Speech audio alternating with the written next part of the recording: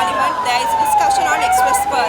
We know it's been 2 years since Express Pearl came to our shores, and it's created, and the destruction it's created is still continuous. It hasn't changed. We know that it's changed the lives of the people who also the fishing community, those along the coastal lines, and it's forever changed our environment. It's forever changed our maritime environment. And I think this destruction is something that we have to understand is going to live with us for many more decades, generations to come. And this is in particular why this destruction, it is so important that we understand this destruction. It is so important that we also hold those who made this happen accountable. This was by no means an accident. The fact that this vessel came to our shores was by no means an accident, and the fact that there was very little transparency about how that happened, even at that point in time. 2 years on now, as we look forward to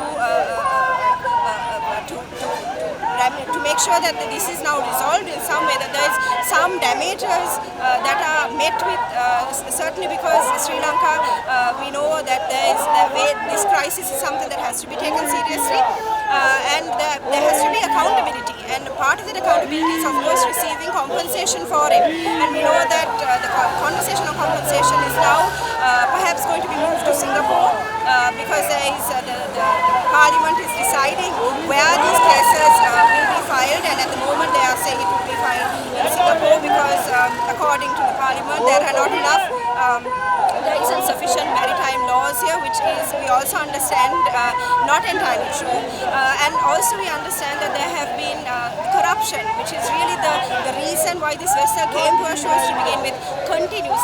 Corruption has not ended, the corruption continues.